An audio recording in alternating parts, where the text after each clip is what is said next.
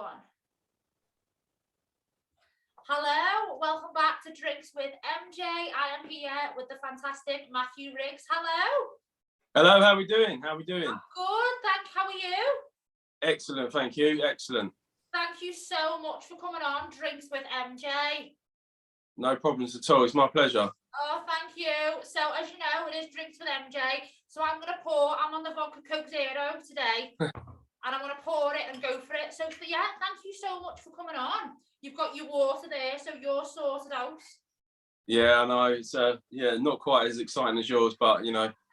What? I actually think I poured like a quadruple there, and I don't know if it was a double. All right, get it down, yeah. Literally. So, honestly, thank you so much for coming on Drinks with MJ. You know what it's like. You know the show. We'll just go in for it. We'll go for the jugular. I'm going to put the lid on that, though, because you know what I'm like with my coordination. It'll go everywhere. Yeah, that'll be over the floor, wouldn't it? Cheers, honey. Cheers. It's 2022. Cheers. Cheers. Absolutely. Get it down, yeah. Smashing.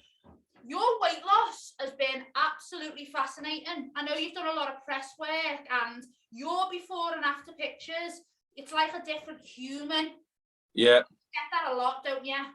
Yeah, well, I get people that don't recognise me. My own family that I haven't seen for, say, a year or so, they don't recognise me. I go to a family party or something and they ignore me. Actually, we went to a wedding just recently and someone come over to me. I went to the toilet and someone come over to my wife and said, "Oh, when did you get remarried? Like, when did you get your new husband?" You are joking, really? Honestly, and my wife's like, "No, that is Matt. That is Matt." And he was like, "You what?" Couldn't believe it. Oh my gosh, that is insane. People like not even recognizing you. That's when you know you've done something like, oh my god, like wow. Yeah. What was the lowest moment of your life then that made you lose your weight? Like what was that moment that made you go, nah, I need to get my head in the game and change this? Okay, so my changing point was my son. I've got two children. I've got a younger daughter and an older son, and he was 7 at the time. He came home from school, and they'd been learning about the body and whatnot at school. And kids are they'll tell you straight. They're not, they don't know. They just come out with it. So my son came home from school, and he said to me, "Dad, I've got to ask you something." I said, "Okay, Harrison, yeah." He said, "Dad, are you going to die?" And I was like, "What?" He's like, "Are you going to die, Dad? Because I've been learning about the body at school, and you're fat." That is his words. "You're fat, and I think that you're going to die because your heart will give up." That was what he said to me. Because my teacher said, if a teacher says that, then obviously it's right. So, but that was just like a bullet to me, and it just absolutely broke me. I said to him, "Don't be silly, Harrison. Don't be silly." I walked out of the room and I went into my bedroom and I looked at myself in the mirror, broke down. I literally broke down, and I was like, "Right, enough's enough. That's it." And I went back into the room. And I said to him, "Harrison," I said, "Daddy's not going to die." I said, "Look, Daddy's going to get big. He's going to get strong, and he's going to get fit." I said, "You watch." And he was just like, "Oh, okay, Daddy." That was it, and that was it. I joined the gym the next day, and yeah, the rest is history, as they say. I just literally worked my arse off every day, changed my food, cut my takeaways out. I was eating 4 takeaways a day. It's, sometimes 3 to 4 a day, and drinking a bottle of rum. That's why I've cut my alcohol out, because I was as well. Yeah. So what was the hardest moment for you then from that, like going on that? It's fine because we've all been there as well with the like, right, I'm going to change, because with me it was the sugary drinks. I was drinking between 7 or 8 bottles a day. So that was my like, it was battling that addiction. What was it the most for you? Was it the food or was it the alcohol? Well, it came hand in hand. See, the alcohol was most probably my hardest thing to give up, because I literally relied on it. It got to that stage where I was literally clucking for a drink. I need to have a drink, and I'd get shakes, and I would, it'd be really bad. So, but the thing is, when you have a drink, like, the more you drink, the more hungry you get. Then you start ordering takeaways, and next thing you know, I've ordered, from a local chicken shop, 20 chicken strips, a couple of pots of barbecue sauce. I'm sitting there just eating them whilst drinking a rum one after the other. That was the norm. It just seemed normal, and giving that up was weird. It was hard. I mean, there's days where I struggled, and I still struggle now. Everyone struggles, but I've got a good place to go to. I've got to look at my children and I think to myself, what am I doing? I want to be around for them. I want to be a good father figure. I want to show them that anything's possible. That's why, the weekend I went on stage, because I said to them I was going to get on stage, and they looked at me like I was crazy. but I did it, and you know, it's a proud moment. Cheers to that. That is Yeah. such a moment. Cheers. What?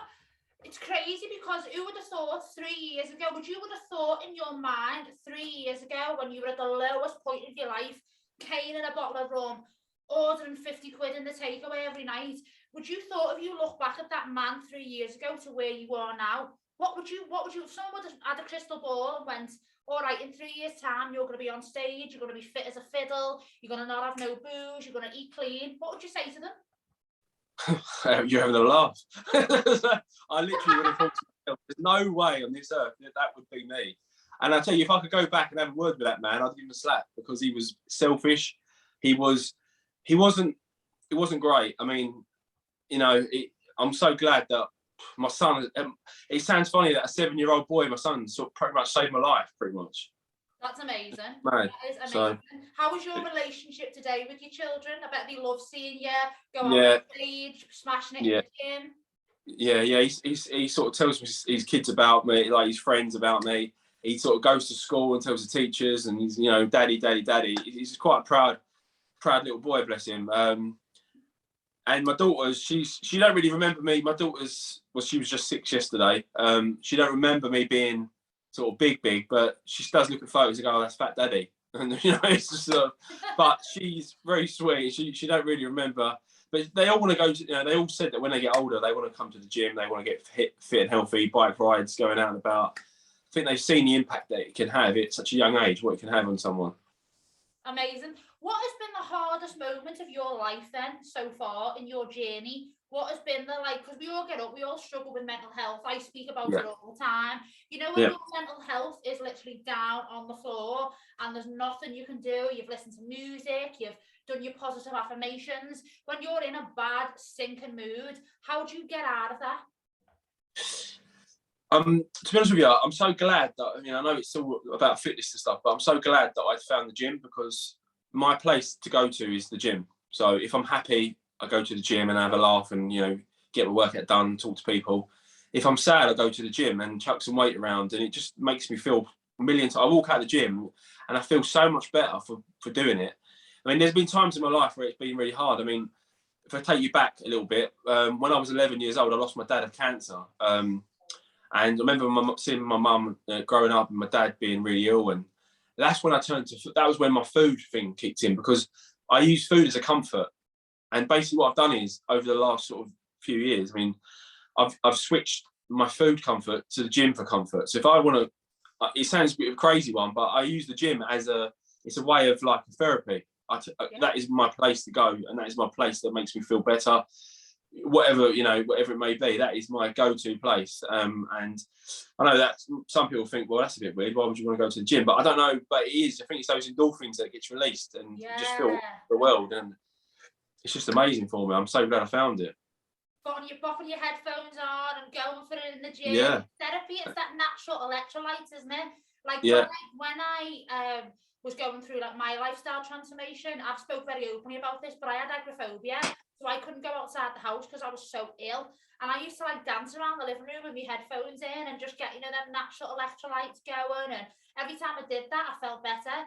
Did you exercise when you were at your biggest point? Did you what was your view on fitness and exercise and nutrition when you were down in that toxic dark place 3 years ago? Yeah, I thought they were stupid. I thought, yeah, I'm laugh. Really? Like, I was thinking to myself, why would you want to go out running, and why would you want to go and do that? I mean, do you know what I mean? I could sit down here, chill out, you know, bottle of rum, feet up, watch the football, get a kebab, get a curry, get whatever. Yeah. Didn't really think about it. Even when I had a problem with my heart, when my heart was going too fast, and I had to have a monitor fitted for like 48 hours, and then monitoring me. That didn't even faze me. It was like, that's crazy. Yeah, it was just my boy saying that to me. Literally, just like a light switch moment, and it just broke me. Thought, you know, these kids depend on me. You know, I'm being selfish. So I got my wife as well. Obviously, my wife a few times said to me about getting fit and healthy for the kids and getting fit. I was like, I shrugged it off. It was like, yeah, okay, yeah. But you know, she's always been with. I've been with my wife since I was 13 years old. So she's always been by my side. She stood by me all the way. So you know, I couldn't you know, want any more out of a lady. Do you know what I mean? She's amazing. Cheers to to Mrs. Riggs then. Woo! Yeah. So how was the gym and how was being, eating clean and losing 14 stone? How has it changed your life today? I know with your health and stuff like that, Yeah. but your everyday life, your Oh, circles, people you've known from back in the day, your work, yeah. your personal life. How has Yeah. this zone and this mode and who you are today Yeah. changed your life? Yeah, well, I think I got into a positive, like my job. I changed my job just as at the start of before I started my transformation. I started a new job. That was a very positive place to work. Very nice people there, looked after me, and it makes a big difference. And if you're happy at work and you're happy in that sort of life, that's a great thing, because you're at work most of your days. You're in a workplace, so that's got to be, that's great. And everyone at my work has been amazing, so that was great. Obviously, good mindset to get into the gym and stuff like that. I just feel, I don't know, it's hard, but I don't know. Sorry, I just totally lost the question there. I don't know if you've So how has it changed your life? With your zone and your mode and coming Yeah. off Okay. Yeah. Sorry. Yeah. Yeah. That's it. So I was going to say, I feel like someone's changed my batteries. I feel like I've had, these, cheap batteries in all this time, and all of a sudden I've got the Duracells in, because I'm like literally full of beans. I'm so much energy, and it's ridiculous. Literally bouncing around. I go to the gym, I come home, I help with the kids, tidy up, do this, do that, do my stuff at work the next day. It could be 10 o'clock before I even sit down, but I still feel full of beans. I'm a totally different man. Beforehand, I was falling asleep pretty much driving home, which was in the car driving. I was falling asleep because I was so knackered and so lethargic. I get home, sit in a chair, fall asleep, lay there drinking. It was just it was pretty much disgrace, really, the way I was. So it's it's totally changed me. I'm like a totally different person. Yeah. Just, what was it like, Matt, the first day you signed up to the gym, or you went into that gym for oh the yeah, first time, so a zone that you've never even tolerated in your mind before? I was that yeah. first day when you packed your trainees and your top and your bag, what was that feeling like when you put your foot in that gym doors for the very first time? I was so nervous. Literally, I was petrified. I mean, I go to Rip Gym, which is, if you look it up, it's a bodybuilding gym. I mean, you see it on my story. Yeah. All the machines, they're not like, they're not your average machines in there. It's all a lot of metal and a lot of steel, and it's a bit scary. But I stepped in there, and it was just, everyone was so nice. Full of full of these gentle giants, if you like, big bodybuilding guys that literally would help you with anything. If you're doing something, they say, no, change your arms, change your grip, change your feet, do it like this, because then you're going to target better. How did you feel though when you walked in and you saw all this for the first time? Yeah, that's what I'm saying. I was so nervous, and I was literally, I walked in and I put my hood up and I had my headphones on. I didn't want to talk to no one, but that's what I'm saying. That was how it was. I got to the counter, and there was this big guy behind the counter, and he was talking to me, and he settled my nerves straight away. I remember speaking to this guy called Billy on the desk there, and he settled me down a little bit. I felt a little bit at ease straight away, because I was expecting, I don't know what I was expecting. I was expecting him to say, "Get out," you can't be coming in here. Turned me back around and packed me off, but they didn't. They welcomed me in. I didn't even know about the machines and stuff. They, showed me a few things, and I just cracked on with it. Got my headphones on, just literally zoned out and did my own thing. But I was saying, people were so quick to come over and say, "You're doing it wrong. You're going to hurt yourself. Change this, do that." And then within sort of like a week or two of going, I sort of felt one of the family there. It was just like everyone sort of talks to each other, and I just sort of settled down, and I saw the weight start to drop after literally a couple of weeks, like a little bit of weight. And then within a month, I'd lost a stone. It was just like buzz. Wow. Keep going. And then I actually lost a stone every month for 11 months straight. I lost 11 stone in literally 11 months. That's incredible. Just by training. I was training literally 2 hours a day and changed my food. And it was just, it was just crazy. I want to know this for me, because I was in a similar situation to you with the takeaways. How did you cut the takeaways out? Because for me, it was I had to do it to survive. It was a means to survive, because I learned myself how to cook. That's how I transformationed and shift the weight. Because you were a takeaway like me addict. How did you, when you come home that day and you were like, right, it was robotic, you'd order a takeaway. Yeah. How did you actually cut the takeaways out of your brain?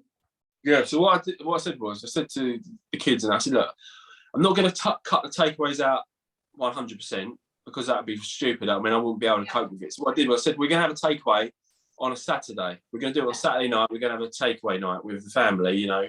So that way, and I've got something to look forward to. So I use that as my little leverage to say, right, Saturday night, I'm working hard a week, you know, and then on Saturday, I'm going to have a takeaway, you know, and relax. And then I kept that in my head, kept what my son was saying to me about, you know, he was worried about me. And I just used that as my drive and my motivation to get to the Saturday, have my takeaway, the cravings were fixed, and we go again. And it was just literally, and it got easier and easier because I started to find that after a few weeks of eating clean, like eating nice, you know, clean food, which I thought was boring to start with, I actually found that when I was eating the rubbish food, I actually felt rubbish. Yeah. And they say you are what you eat. And it's true because I've been on prep doing the show, but I've not eaten anything bad for such a long time. And then this weekend, and also last weekend when I done my show, I went to TGI Fridays and I ate all this food. And then the next day I felt like someone hit me with a sledgehammer. I felt so rough. I felt so ill. I was just like bloated. I was lethargic. I was like, wow. It was just, yeah, all that. I was so craving it, and then I had it, and I felt so ill. So it's crazy, and you think we actually lived off this food day in, day out for so many years, destroying our bodies. Like, just it was like medicine to us, wasn't it, for so many years? Cheers to that, and congratulations on your win as well. Absolutely smashed it. You did. 14 stone, Matthew Riggs. What are we saying? 14 stone. Somebody, it's crazy. I mean, it's like another person. I could have another person sitting next to me. It'd be the same, be bigger than me now. I've lost more than what I weigh. So it's mad. It's mad. When you think back 3 years ago, you've shifted 14 stone. Did you ever think when you started out, when you heard them words from your son, you'd be sitting here today 14 stone later? Like that? No, never at all. It's just, and also the shape I got in as well, because obviously, like I said, we're just talking, I competed. Stepping on stage at a transformation show for Pure Elite at Margate in the Winter Gardens there was another level of just another level, stepping out there. And the fact that when my transformation come up on the big screen behind me when I stepped out, the fact that everyone stood up and clapped and cheered, I literally broke, like literally once they announced the winner, I literally was like in pieces. I just couldn't believe it. And my son and my daughter were sitting right at the front near the judges with a little sign up they'd made, "Go Daddy." And I literally could have to not look at it because I thought to myself, you know, that's going to break me as soon as so I try not to have a look at that. But it is pretty crazy, to be fair. What a transformation that you've had. That is incredible. So you've been a lot in the press. You've done a lot of stuff on the media, on the radio, on TV shows. Did you ever think when you started your journey, when you heard your son say them words to you, you'd be sitting here 3 years later with media coverage, on the radio, motivational speaking? Did you think this would ever happen for you, Matt? No, not at all. And actually, I got quite close to meeting you once before because I was actually at Lose Weight Like Me. I was at the backstage. I was a stand-in. Yeah, I was there. Yeah. Oh my gosh! I was there. I was this close. I was this close to coming on. I was this close because someone nearly dropped out, and I came all the way up to Manchester. I came up to Manchester. I was in the hotel. I got picked up. They bought me my suit, my shoes, everything. I was all ready to go. I was literally going to come on, you know. And then the guy didn't drop out.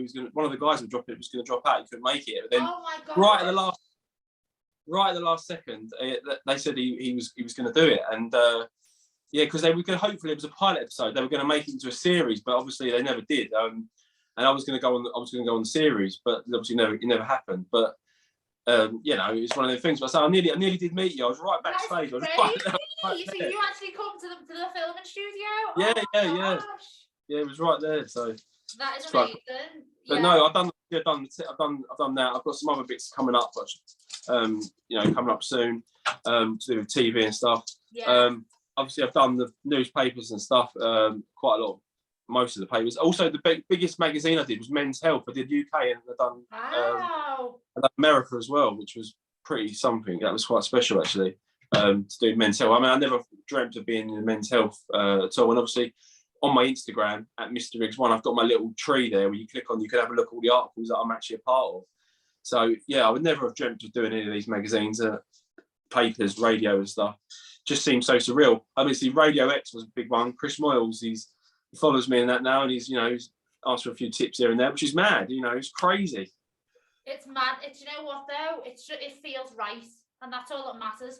Where was your confidence? Because online, You are, you're very inspiring. You motivate people first thing in the morning on the story. Come on, guys, let's do it. Let's go for it, and that's great.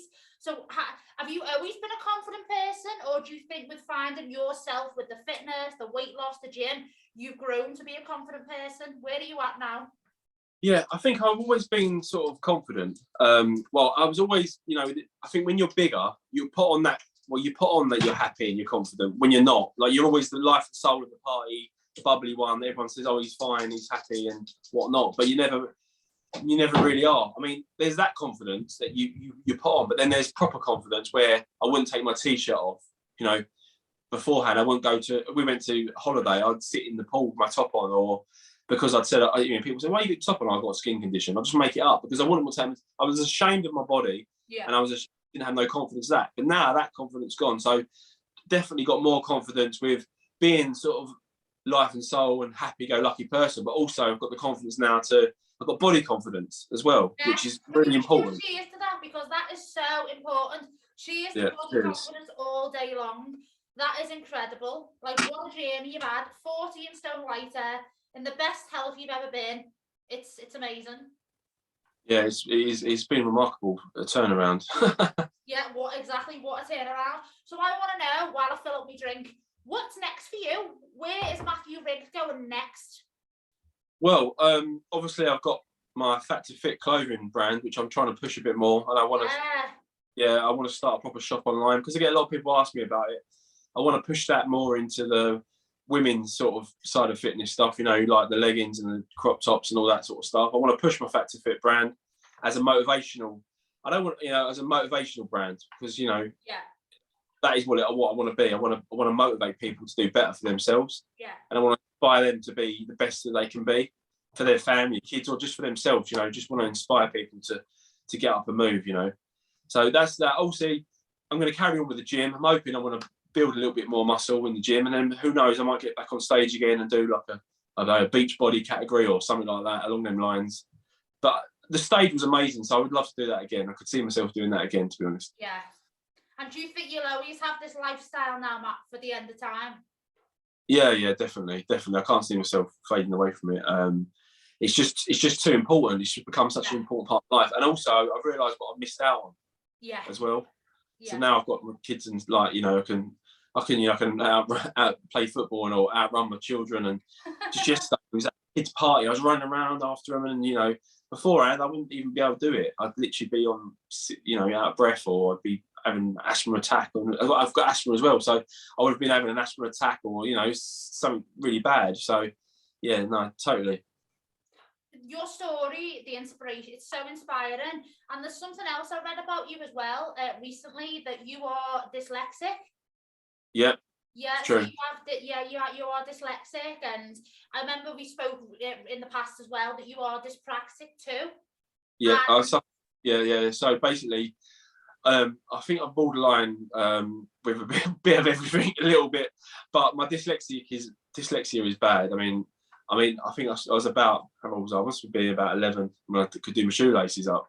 That was how bad I was. I mean, I still get my letters back to front. Spelling's awful. I work in IT, surprise, because we obviously don't need to pick up a pen and paper. So my spelling, my writing, my coordination, my numbers and stuff like that, I struggle with. I mean, I'm quite open about that. I sort of try and help that anyone. My son's exactly the same. So my son's the same, and I think my daughter's a little bit as well. I think it just must be, in the genes or whatever, or however it passes through. But he's so clever and in hands-on, or if you like myself, I'm hands-on, or it's just, I blow people's minds when it comes to that type of thing. But I can't put it on paper, That's the thing. I'd love to get my PT qualification, but it's exams. They scare me. I literally can't do. I could tell you. I could sit here now and I could tell you the answers. It's just putting them on the paper. So it's a bit unfair. The way the world is now, and things are changing, who knows what the future may be. I think now you've got to be able to have these skills of being able to talk to people, be approachable. All these transferable skills are so important, aren't they? It's not just now about like writing on a piece of paper, or when I was at school, algebra. It's all about being able to talk to people, express yourself. That's the world we live in now, isn't it? Yeah, 100%. Yeah. Yeah, it's definitely a lot more open world, a lot more open place. People are not shy to say things that, say, 10, 15 years ago, they wouldn't even brought up. So, I mean, people, when I was at school, I was classed as stupid and thick because I couldn't do certain things. Even my teachers didn't want to help me. They were like, literally, they'd put me in the corner on the stupid table, and I didn't get any help. That was how it was back then. But now they've got helpers, they've got kids helping. I'm only 35, so that wasn't that long ago, really. Yeah. But now my son's got the same thing. He's got a teacher that sits on their table with him all day, helps him, and he's progressing more. His reading's getting better. Didn't have that when I was at school, and it wasn't even that long ago. So it wasn't even that long ago. It's crazy. Even like it was 11 years ago for me, and I think, you know, we've come along so far on this movement as well. That's why I speak so passionately about dyspraxia and invisible disabilities. It's so important now to be aware of them and just to be accepted with our society. And I think with what you've done in your movement, you've shown people from all walks of life, of all diversities, that you can change and you can make it happen. Matthew, it's been a true joy. Thank you so much for coming on Drinks with MJ. I appreciate it. I'm sober, I promise. It's been excellent. I loved it so much. Honestly, you are so inspiring, and you're going to inspire so many generations. Thank you so much for coming on Drinks with MJ. It's a first, by the way. No one's ever drunk water on your show before. I know, sorry. It's great. But, hey guys, it's not all about the plonk. I do like to talk as well. No, it's all good. All I say to people is just never give up and just keep on, keep pushing. So that'd be it. What would you say, Matt? What is your ethos? What is your message? If you could, in a sentence, say your ethos and your mark on this world, go for it. Well, I'd say, as I just said, never give up. You can achieve anything you want in life. You are your own path. You write your own path. No one else can do it. You create the opportunities. They ain't going to just turn up on your lap. You need to push and just be you. And if you do that and you never give up and you stay consistent, then anything's possible. That's a cheers. Cheers to that. Matthew Riggs, thank you so much for having Drinks with MJ. Thank you. Thanks very much. Cheers. Down in one.